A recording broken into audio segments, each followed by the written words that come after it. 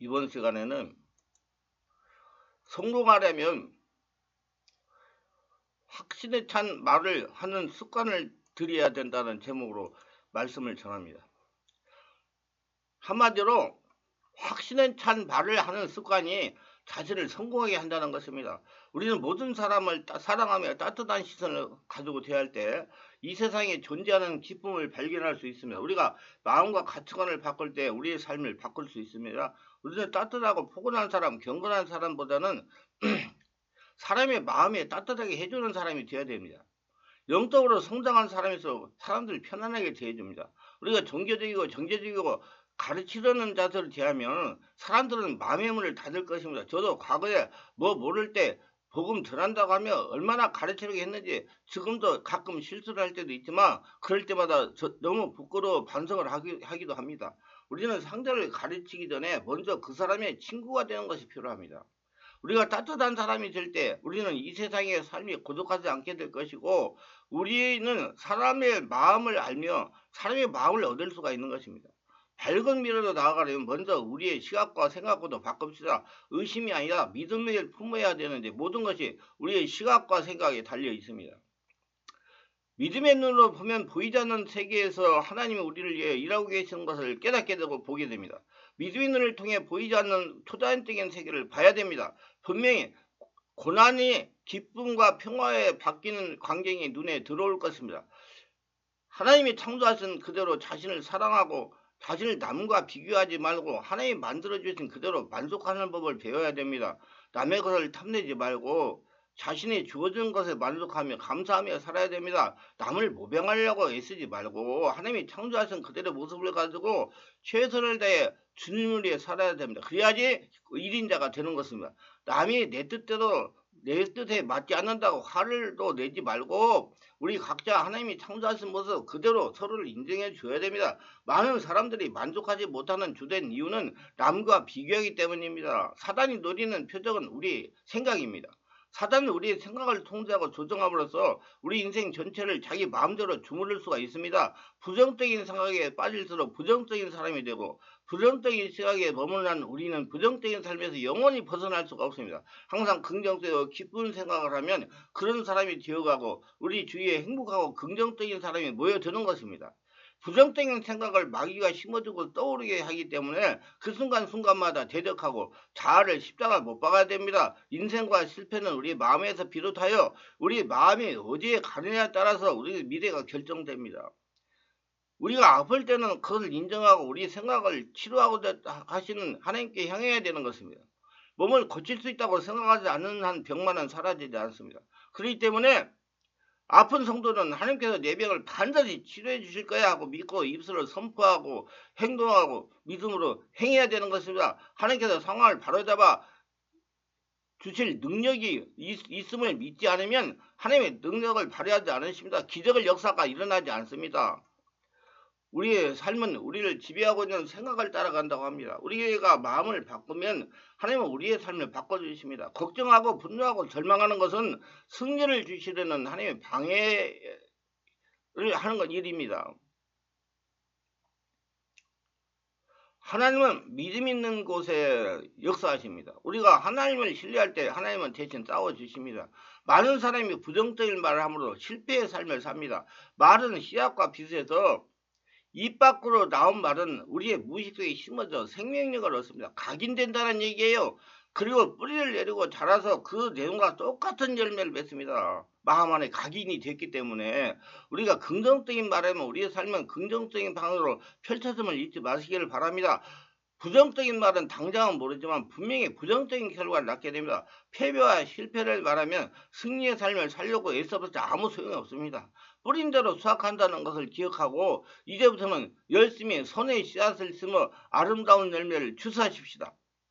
우리 마음과 혀를 다스리고 오직 믿음의 말을 선포해야 됩니다. 우리 말은 우리의 흥하기도 하고 망하기도 할 수가 있습니다.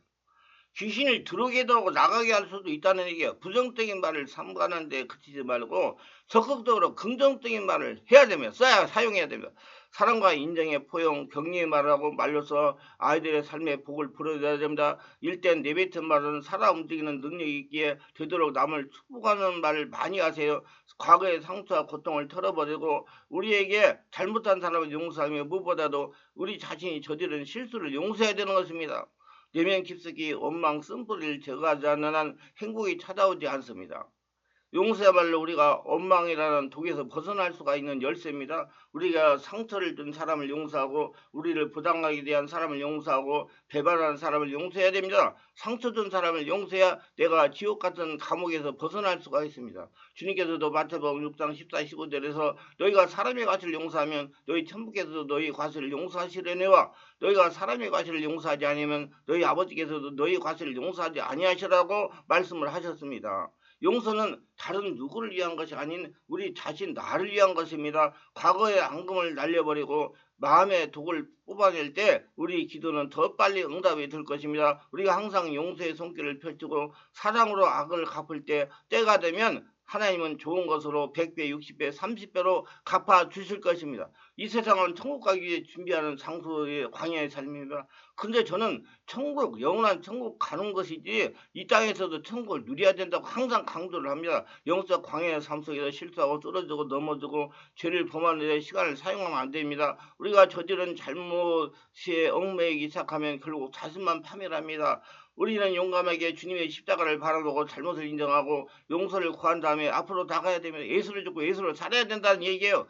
실수하지 않는 사람은 세상에 단 한 명도 없습니다. 실수했을 때 올바른 태도는 자신을 낮추고 하나님 용서와 자비를 받아들이는 것입니다. 믿음 안에서 최선을 다하여 기다리면 정한 때가 되면 하나님은 일을 이루실 것입니다. 하나님의 목적은 상황이 아닌 우리 자신을 바꾸시는 데 있습니다. 시험의 목적은 우리를 단련시키는 것입니다. 하나님은 우리를 빚으시고 단련시킵니다. 하나님이 우리를 자주 궁지에 모시는 이유는 시험을 통해 우리를 성장시키려는 것입니다. 하나님과 같은 성량을 가진 사람으로 만들으시는 것입니다. 우리 인생길에 마음에 들지 않은 사람과 상황이 끼어들지만 그것은 하나님이 우리의 거친 모서리를 둥글게 깎아내기 위해 주시는 시험일 뿐입니다. 우리가 시험을 통과할 때까지 하나님은 문제점을 계속해서 끄집어내십니다. 시험은 우리의 이 믿음과 인격, 참을성을 한 단계 끌어올리기 위해서 하나님의 방법입니다. 인생이 어려운 순간은 10중 8구 시험의 순간입니다. 이때 고집을 부리면 시험 기간만 길어질 뿐입니다. 하나님의 우리를 거친 모서리를 깎아 둥근 자갈로 만들려고 하시는 겁니다. 대부분의 사람들은 고난을 통해 복을 주시는 하나님을 믿지 못하고 당장 눈에 보이는 현실만 가지고 불평, 불만을 늘어놓습니다. 하나님은 고난을 사용해서 우리를 더 높은 단계로 인도하십니다. 하나님을 사랑하고 이웃을 사랑하는 것이 율법의 완성이라고 했습니다. 하나님 사랑과 이웃 사랑, 경건과 봉사생활에 힘쓰는 삶이 복된 삶이다. 남의 필요를 채워주면 하나님 반드시 우리의 필요를 채워주십니다. 하나님은 우리가 베푼 그대로 갚아주십니다. 우리가 어려운 사람에게 아낌없이 베풀면 하나님은 우리가 어려울 때 남을 통해 도움을 받게 하십니다. 우리가 땅에 씨를 뿌려야 수확을 기대할 수 있습니다. 이것은 하나님이 정하신 원칙입니다. 마찬가지로 복을 거두고 싶다면 복의 씨앗을 뿌리고 심어야 되는 것이다. 행복을 거두고 싶다면 행복의 씨앗을 뿌리고 심어야 됩니다. 재물의 복을 거두고 싶다면 재물의 물질을 심어야 되는 것입니다. 우리가 영적으로 성장하지 못하는 이유는 씨를 뿌리지 않기 때문입니다. 현대인들은 스트레스를 많이 받는데 그때마다 자신에게 시선을 떼고 남을 돕고 선행하는데 스트레스에 탈출하게 될 줄로 믿습니다. 하나님에게 성령으로 기도할 때 스트레스를 이기게 될 줄로 믿습니다. 사랑을 할 때 우리는 행복하도록 지어졌기 때문입니다. 하나님은 우리가 뿌린 모든 씨앗을 세우고 계십니다. 우리의 선행은 그냥 잊혀지는 법이 없습니다. 천국은 믿음으로 가고 행함으로 이루어지는 것입니다. 이 땅에서 잘 살기 위해서 천국을 누리기 위해서 엄청난 노력을 쏟아붓지만 천국을 위해서 상급을 쌓는 일에 게을리하는 것이 얼마나 바보가 어리석은 일인지 모릅니다. 하나님은 우리의 일거수일투족을 다 보고 계시며 우리가 어려울 때 도와줄 사람을 보내주십니다. 남에게 베푼 은혜는 그대로 우리에게 돌아오는 것입니다. 하나님은 지금 우리가 바뀌길 기대하고 계십니다. 우리 태도가 바뀌고 현재 상황에서 기뻐할 때 하나님 우리 삶에 나타나서 역사하기 시작하는 것입니다. 이때 우리가 긍정적인 생각과 말로 심으려면 말씀과 기도로 충만한 삶을 살아야 되는 것입니다. 성령 안에서 온몸 기도를 많이 하셔야 돼요. 하나님이 싫어하시는 것을 강함에 끊고 늘 주님의 보혈을 의지하여 성령의 역사를 의지하여 보여달라는 기도를 많이 드릴 때 주님께서 도와줄 줄 믿습니다. 오늘부터 부정적인 말을 하고 싶을 때 십자가에 잘 못 받고 긍정적인 말, 다른 사람을 살려주는 말이 씨가 되게 되어서 우리 삶 속에 행복이 한 복된 삶으로 바꿔드리게 되기를 예수님의 이름으로 축원합니다.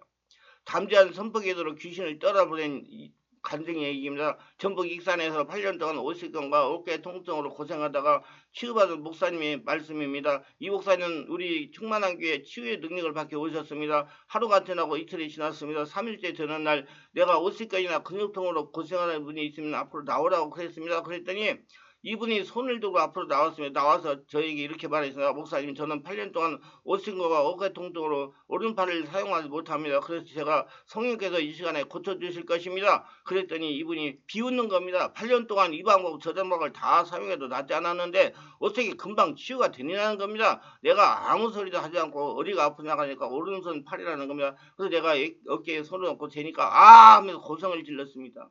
아프다는 오른쪽 어깨에 손을 얹고 본인에게 호흡을 들이쉬고 내쉬고 하면서 성령의 불을 끄집어내고 집어넣고 했습니다. 어느 정도 성령으로 장악이 되었습니다. 원래 50개이나 근육통은 성령의 불의 역사가 일어나가지고 성령이 장악되면 순간에 치유가 됩니다. 그래서 제가 목과 어깨를 팔과 연결된 신경과 인대 디스크 제자리에 들어갈지어다 명령을 했습니다. 어떻게 어깨 근육통은 치유될지어다. 그래서 성령의 감독을 받으니까 성령께서 어깨를 악한 귀신이 자꾸 누르고 있으니 귀신을 물리치라는 겁니다. 떠나보내라는 겁니다. 그래서 어깨를 잡아서 오실건을 일으키는 귀신은 정체를 밝힐지어다 했더니 기침을 하면서 막 팔을 막 돌리다 흔드는 겁니다. 성령께서 역사하시는 것이 눈으로 보였습니다. 그래서 성령님 더 강하게 역사해 주시옵소서 하면서 계속 숨을 들이쉬고 내쉬면서 저는 안수를 하면서 불을 성령 역사를 일으키니까 강하게 역사해 주시고 명령해서 조금 지나서 팔 흔드는 것이 약해지는 것입니다. 그 성령의 권능에 왜 50개는 일으키는 질병의 영이 제압을 당한 보증입니다. 제가 선포기도를 했으면 지금 이렇게 팔을 들렸던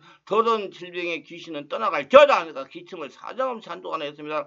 기침이 잠잠해졌으나 그래서 목사님에게 팔을 올려보라고 했으며 그랬더니 어깨 통증이 있어 올리지 못하겠다는 거야. 그래서 아니 어깨에 손을 얹고 어깨 통증은 일으키는 더러운 염증 사기는 예수 이름으로 명하노니 떠나가라 했더니 막 소리를 지르는 겁니다. 그러면서 기침을 했습니다. 나는 계속해서 어깨에 손을 얹고 뿌리까지 빠져야 될지어다 하면서 명령해서 한 5분 동안 기침을 하다가 멈춰서 그래서 목사님에게 팔을 올려보라 했더니 머리를 위로 손을 쭉 올리는 겁니다. 통증이 없냐고 했더니 어깨에 통증이 남아있다는 거. 그래서 내가 어깨에 손을 얹고 통증을 완전하게 치유될지어다 없어질지어다 환탄 안수를 하고 팔을 올려보라고 하니 잘도 올리는 겁니다. 올렸다 내렸다 아주 잘합니다.